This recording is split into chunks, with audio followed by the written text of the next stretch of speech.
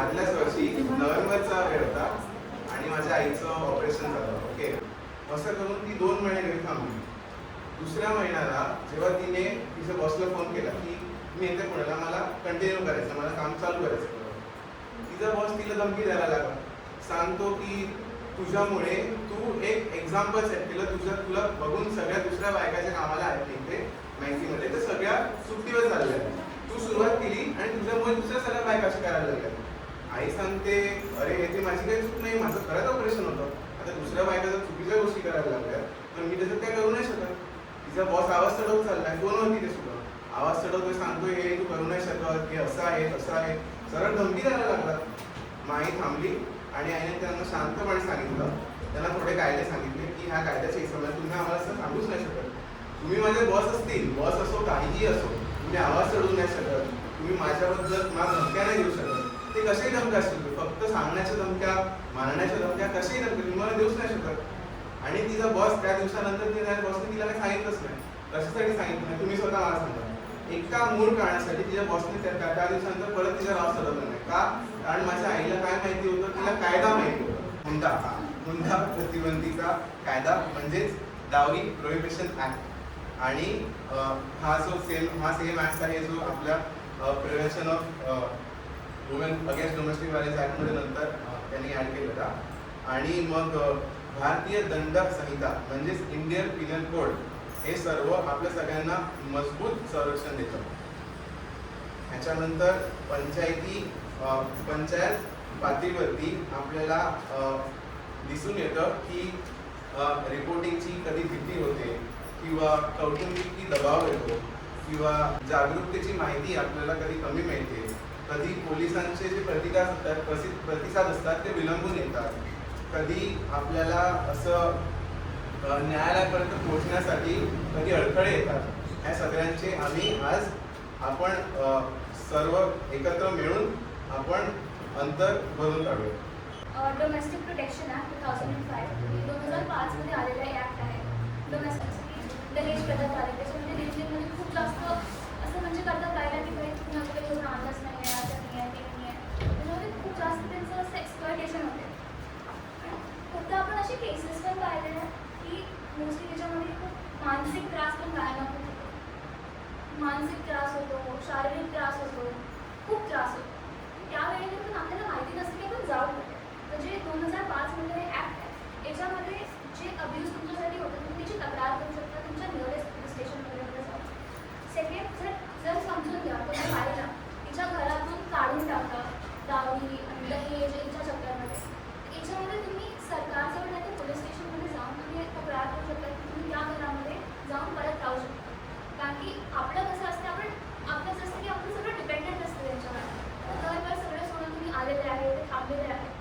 त्याच्यानंतर ते तुम्हाला तुमच्यासोबत जर असं करतात नाही तर तुमच्या नियरेस्ट रिलेटिव्ह तुम्ही कोणाला ओळखत असणार तसं झालं असतं तर असं नाही करू शकत. आपला जे लॉज आहेत आपल्याला पावर देतात की आपण जर समजून पण तुम्हाला काढून दिलं तिथे ते शेअर हाऊसमध्ये राहू शकते.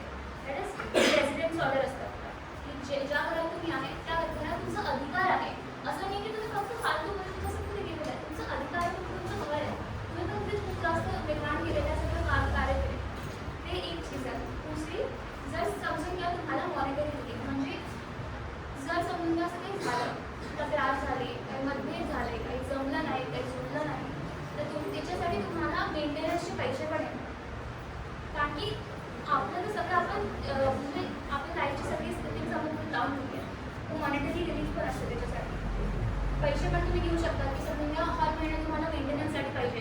जेंडर बेस्ड व्हायलन्स म्हणजे जे स्पेसिफिक वुमेनसाठी खूप सारे प्रोटेक्शन लॉज आहे. तर तुम्ही म्हणजे पोलीस स्टेशनमध्ये जाऊन सांगा की तुम्हाला काहीतरी त्रास होत आहे, कशाशी रिलेटेड खूप सारे प्रोटेक्शन. इकडे मी काही आता इथे तुम्ही नोट करू शकता तुमच्या फोनमध्ये नाही तर तुमच्या याच्यामध्ये की नंबर्स वगैरे काय काय. पहिला नंबर आहे 1510. दूसरा है महिला हेल्पलाइन नंबर 181 तीसरा नंबर है हे 2 नंबर सोबत लिहा 1091. दूसरा नंबर है 112. हाँ 112 हा इमर्जन्सी सपोर्टचा नंबर आहे. याच्या पुढे जे आपले तालुकावरती जो पुढचं असेल की जे तालुका लेवलवरती असतात ती लिगल सर्व्हिस कमिटीज असतात जे फ्रीमध्ये लॉयर्स देतात तुम्हाला. फ्रीमध्ये लॉयर्स देतात जसं की तुम्हाला ती तक्रार करायची. नंतर ते डोमेस्टिक व्हायलन्स आहे त्याच्याबद्दल तुम्हाला जी सरकारकडून मिळणारी मदत असते वकिलीची झाली कोर्टची झाली ती फ्री ऑफ कॉस्ट असते. त्याच्यामुळे तुम्हाला जास्त असे पैसे खर्च करायचे नाही. ते लोक येण्याचे कोर्टवर जायचं आहे ते पैसे लागणार तर ते पण असं नाही नसते पण सरकार देते तुम्हाला फ्री. आणि एक खूप इम्पॉर्टंट आपण म्हणजे रिसेंटली झालं आहे एक one stop centre. One stop सेंटरच्या बारे तुम्हाला माहिती आहे? One stop centre one stop centre basically एकाच जागेवर तुम्हाला सगळ्या कायदेशीर ज्या काही गोष्टी असतील त्याचं निर्धारण करून मिळेल. म्हणजे एक ॲडव्होकेट असतो किंवा आमच्यासारखे मदत करणारे लोक असतात ते तुमचे काही समस्या असतील ना ते ऐकून घेतात, नीट समजतात नक्की काय करावं लागेल त्यावर आणि मग तुम्हाला त्याच्यावर असं सांगतात की काय करू शकतो. त्याला वन स्टॉप सेंटर असतं. पंचायत समिती आहे ना त्याच्या मागच्या बाजूला त्यांचं ऑफिस आहे. अजून एक ॲडिशनल तुम्हाला माहिती देतो. कधी कधी काय होतं ना की पोलीस स्टेशनमध्ये गेल्यावर ना ते जे पोलीस ऑफिसर असतात ते तक्रार नोंदवण्यासाठी नाटक करत असतात. आता काय भाग होतो कारण बरोबर आहे. तर आता कायद्याने नवीन आम्हाला एक 0 FIR म्हणून एक दिलेला आहे. तर तुम्ही हे 0 FIR म्हणून एक नवीन टर्म आलेला आता ऍड केलेला आहे. त्यामुळे काय होतं की कुठलाही पोलीस स्टेशन म्हणजे आता तुम्ही आता ह्याच गावातला पोलीस स्टेशन आहे तिथे जाऊन नोंद करायची गरज नाही. तुम्ही कुठल्याही पोलीस स्टेशनला जाऊन नोंद केला की त्या पोलीस स्टेशनला आमचा तक्रार नोंद करून घेत नाही आहे तर तुम्ही प्लीज करून घ्या. मग ते तिथं ट्रान्सफर करून घेणार त्यांना जबरदस्ती करणार की तुम्हाला नोंदवावीच लागेल तक्रार. आणखी एक गोष्ट FIR ची दुसरी गोष्ट आहे की तुम्हाला जर पोलीस स्टेशनपर्यंत जरी नसताना जायचं आता नवीन कायद्याच्या हिशोबाने तुम्ही फोनवरती पण ऑनलाईन करू शकता. तुम्ही ऑनलाईन फक्त जायचंय FIR सर्च करायचं आणि तिथे जाऊन FIR रजिस्टर करायचं. इतकंच तुमचं हे असेल की तुम्हाला 3 दिवसाच्या आत परत एकदा पोलीस स्टेशन जाऊन कन्फर्म करावं लागेल. तर आम्ही ज्या लीगल एड क्लिनिकमधून आलेल्या आहेत ना ह्याच्यासोबत आम्ही जिल्हा कायदेशीर सेवा प्रतिनिधी म्हणजे district legal services authority district लेवलची जी अथॉरिटी आहे ना त्यांच्यासोबत आम्ही ही भागीदारीने हे आम्ही इनिशिएटिव्ह घेतलेलं आहे. आणि आज ही जी जनसुनवाई आहे ना ती करण्यासाठी आमच्यासाठी तरी खूप मोठी सन्मानाची गोष्ट आहे. आज ही जनसुनवाई आहे ना ह्याची आमचे मुख्य कारणं जी आहेत ना एक आहे ती डावरी म्हणजे हुंडा बरोबर.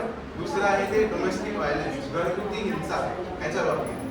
तिसरी आहे ती पंचायती राज जे समाज हे आहेत ना सभासद जे आहेत ना त्यांना त्यांचे हक्क काय आहेत आणि त्यांनी गावकऱ्या बायांना दुसरे त्यांचे हक्क कसे आहेत ते सांगण्यासाठी हे आमचं एक दुसरं हे आहे.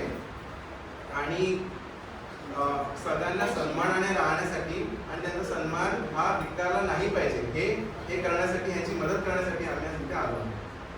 तर ही जे हुंडा मागणी जी होते ना ती आणि घरगुती हिंसा आपले हे जेवढे पण कायदे आहेत ना हे एवढे कडक असून सुद्धा आजच्या काळी हे सगळं आहे. आणि हे म्हणजे आजच्या काळी आहे आणि आपल्याला ह्याचं काय करता नाही असं आपल्याला वाटतं पण आपल्याला खऱ्यामध्ये ह्याचं करता येतं. कसं कायद्याचा वापर करून आपल्याला ह्याचं करता येतं.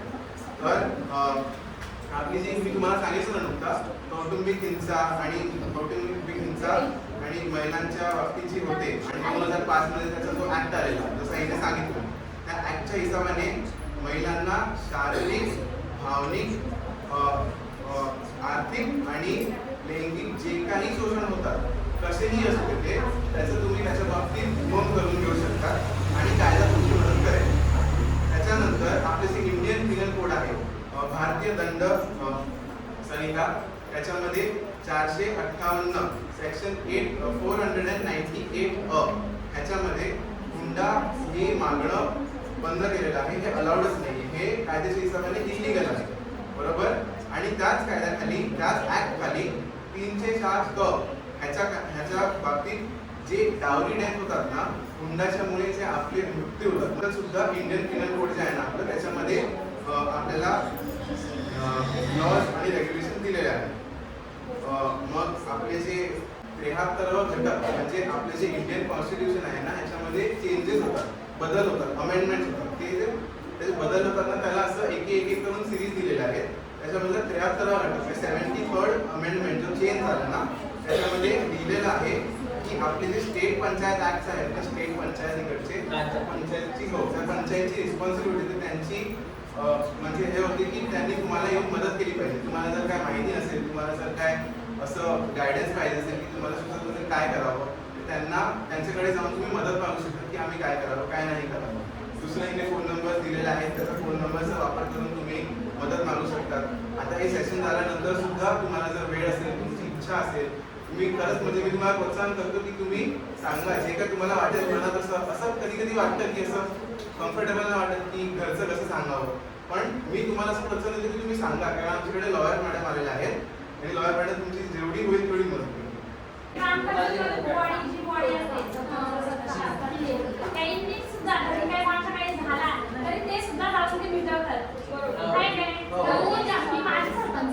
मी ज्या ऐकलंय मी 200 साहेबांना सांगितलं असं असं आहे पण जी कमिटी आहे तिने तिच्या घरी जावा तिच्या माणसाला समजून सांगावा बरोबर आहे का नाही. 2-3 महिना मला असं नाही असं शक्यच नाही. घरी जावं कारण कसं असतं आता कौटुंबिक हिंसाचार किंवा हुंडा ह्याच्यामध्ये जर एखादी महिला अडकली किंवा काय केली तर तिथे डिरेक्टली त्या समितीशी म्हणजे किंवा ती ग्रामपंचायत जी आहे त्याच्यामध्ये एक महिला अध्यक्ष असते किंवा कोणी जी महिला मेंबर आहे तिला जाऊन ती सांगू शकते की असं असं घडलंय माझ्या बरोबर किंवा काय झालंय तर ते दोघं जाऊन पोलीस कंप्लेंट करू शकतात. त्यामुळे महिलाने एक महिलेला सपोर्ट करणं गरजेचं आहे. मग बाकीच्या महिलांच्या नसतात आणि समजा कोणी नाही झालं तुमचं तर डायरेक्ट जाऊन पोलीस कंप्लेंट करा किंवा कौटुंबिक हिंसाच्या ह्याच्यामध्ये जर पोलीस कंप्लेंट करायला तुम्हाला वेळ गेला तर तुम्ही डायरेक्ट न्यायालयात अर्ज करू शकता. तर तेही करू शकता तुम्ही की वकील पकडा वकिलाबरोबर डायरेक्ट न्यायालयात जा आणि तिथे कौटुंबिक हिंसाचारासाठी अर्ज करू शकता. तेही करा. आणि वकील आता घेणं आपल्याला वाटत खूप महाग आहे त्या तो कसं सरकारी मोफत वकील मिळू असतो. शकतो हो, तो आम्ही नाही लागत. मोफत नाही लढत पण समजा कमी बरोबर. कमी फीमध्ये सरकारी वकील लढत असतो. बिना निशुल्क लढतो तो. आपल्याकडे काहीच किंवा नाही. काही निशुल्कही असतात. ती एक कमिटी असते समिती असते त्या समिती थ्रू ते तुम्हाला वकील प्रोव्हाइड त्याबद्दल सुद्धा आम्ही सांगू तुम्हाला.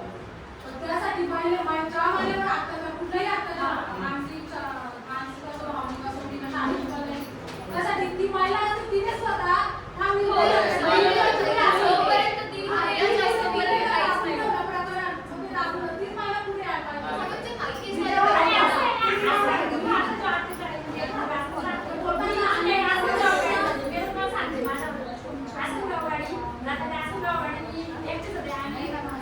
म्हणजे माहिती मी पुढे बसलेली